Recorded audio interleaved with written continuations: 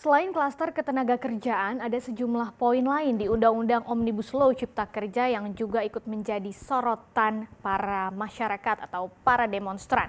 Salah satunya terkait dengan masalah pertanahan di mana pemerintah ini berencana membentuk bank tanah. Sebagian pihak ini khawatir keberadaan bank tanah akan menimbulkan monopoli atau spekulasi tanah, bahkan bisa membuat negara melakukan klaim sepihak terhadap tanah-tanah yang mungkin milik masyarakat, tapi tidak bisa dibuktikan kepemilikannya. Nah, apa sih sebetulnya bank tanah dalam Undang-Undang Cipta Kerja ini? Kita akan bahas seperti apa fungsi dan tujuannya pada pagi hari ini ya. Jadi aturan mengenai bank tanah ini bisa kita baca dalam draft yang beredar, walaupun memang dikatakan kemarin itu belum draft final oleh DPR, tapi kita bisa baca di dalamnya ada bab 8 bagian 4 paragraf 1 di Undang-Undang Cipta Kerja begitu ya. Di dalamnya nanti akan disebutkan bahwa pemerintah pusat ini akan membentuk badan bank tanah sebagai badan khusus yang akan mengelola tanah. Jadi kekayaan badan bank tanah ini akan menjadi kekayaan negara yang dipisahkan. Nah, menurut undang-undang ini badan bank tanah nantinya akan berfungsi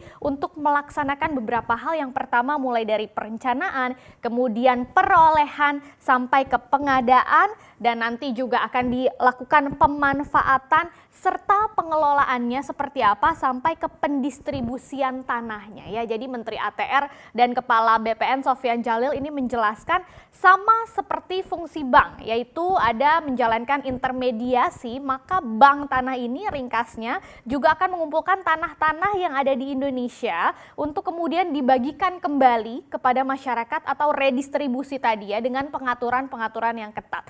Bahkan klaim pemerintah menyebutkan bahwa bank tanah ini memungkinkan negara bisa memberikan tanah untuk rumah rakyat di perkotaan dengan harga yang sangat murah sampai gratis. Nah, tujuannya apa sih bank tanah ini sebetulnya? Di pasal berikutnya berdasarkan Omnibus Law Cipta Kerja, bank tanah ini tujuannya utamanya adalah menjamin ketersediaan tanah dalam rangka ekonomi berkeadilan, baik untuk kepentingan umum, kemudian kepentingan sosial, kepentingan pembangunan juga sampai ke pemerataan ekonomi, konsolidasi tanah dan reforma agraria ya, termasuk reforma agraria. Dan yang dimaksud dengan reforma agraria ini apa sih? Ini adalah penataan kembali struktur penguasaannya, pemilikannya, penggunaannya, dan pemanfaatan tanah yang lebih berkeadilan. Nah, untuk khusus reforma agraria ini disebutkan bahwa minimal 30% dari total tanah yang nanti akan dikelola oleh bank tanah itu dipergunakan untuk reforma agraria ya. Tapi Menteri Sofyan Djalil menegaskan kalau memang nanti ada tanah yang terlantar atau tidak diperpanjang mungkin kepemilikannya, maka 100% tanah ini akan didistribusikan kembali kepada masyarakat. Menurut Pak Menteri, perkembangan di kota-kota di Indonesia kalau dilihat terutama di Jakarta dan daerah sekitarnya itu kan sangat pesat ya. Tapi dikatakan semakin miskin seseorang maka akan semakin menderita karena harus tinggal makin jauh dari pusat kota. Kenapa? Karena di sini negara tidak punya tanah yang bisa diberikan kepada masyarakat. Makanya bank tanah ini diperlukan supaya orang yang kurang mampu itu bisa tinggalnya justru di pusat kota. Sehingga kota-kota di masa yang akan datang itu tidak akan sprawling atau urban sprawling.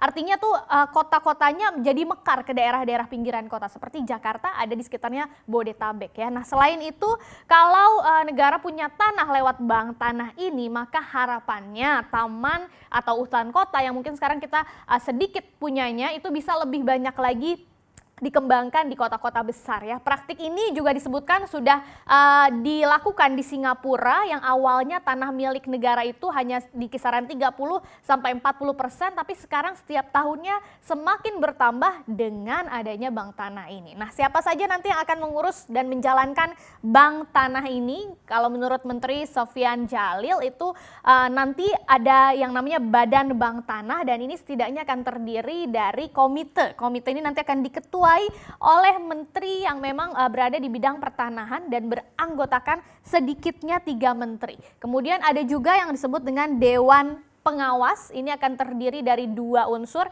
baik unsur profesional serta ada beberapa orang nanti yang akan ditunjuk pemerintah, dan pemilihannya juga akan melalui tahapan di parlemen. Selanjutnya baru dibentuk yang disebut dengan badan pelaksana. Ini akan terdiri dari kepala dan deputi-deputinya. Ketentuan terkait dengan badan bank tanah ini akan diatur lebih lanjut lagi, lebih detail lagi dengan peraturan pemerintah. Jadi masih ada yang harus kita kawal selain Omnibus Law ini ya. Yang jelas Omnibus Law ini memastikan bahwa Badan Bank Tanah dalam melaksanakan tugas dan wewenangnya itu akan bersifat transparan dan akuntabel. Sumber kekayaan Badan Bank Tanah ini juga bisa berasal dari APBN atau pendapatan sendiri, termasuk penyertaan modal dari investor atau sumber lain yang sesuai dengan ketentuan perundang-undangan ya. Tapi nanti teknisnya tanah yang dikelola dengan Badan Bank Tanah yang tadi isinya ada Komite Dewan Pengawas dan Badan Pelaksana ini akan diberikan hak pengelolaan. Kemudian di atas hak pengelolaan itu dapat diberikan hak atas tanah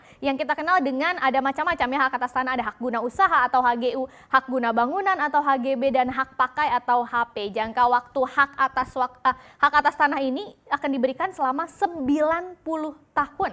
Selain itu dalam rangka mendukung investasi, nantinya juga pemegang hak pengelolaan Badan Bank Tanah ini akan diberikan beberapa kewenangan untuk melakukan penyusunan rencana zonasinya seperti apa, kemudian membantu memberikan kemudahan perizinan berusaha dan melakukan pengadaan tanah serta menentukan tarif pelayanannya bagaimana. Tapi terlepas dari fungsi dan tujuan atau kewenangan yang tadi sudah kita bahas, ada sebagian pihak yang memang menilai bahwa kebijakan ini rasanya seperti kebijakan zaman kolonial Belanda yang menggunakan konsep disebut domain verklaring. Ini apa sih artinya dan bagaimana tanggapan dari Menteri ATR tentang hal ini? Kita lihat bahwa ringkasnya domain verklaring ini adalah konsep kebijakan pertanahan zaman Belanda waktu itu yang mengatur setiap tanah yang tidak dapat dibuktikan hak kepemilikannya itu menjadi domain disebutnya atau milik negara. Nah, konsep ini dianggap merugikan rakyat karena pemerintah kolonial saat itu bisa mengeruk keuntungan sebesar-besarnya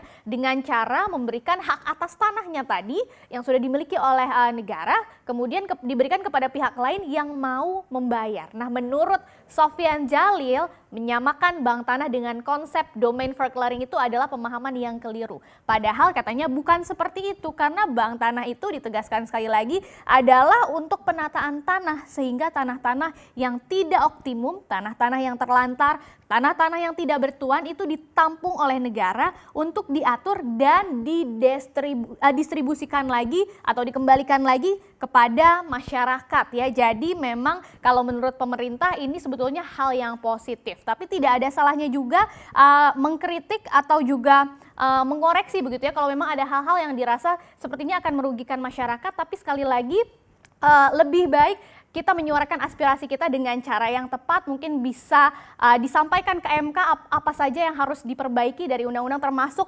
juga permasalahan pertanahan ini, dan kemudian kalaupun memang akhirnya tidak bisa diubah lagi maka kita harus pantau betul-betul implementasinya seperti apa dan akhirnya nanti dievaluasi baiknya seperti apa ya, termasuk juga masalah bank tanah ini.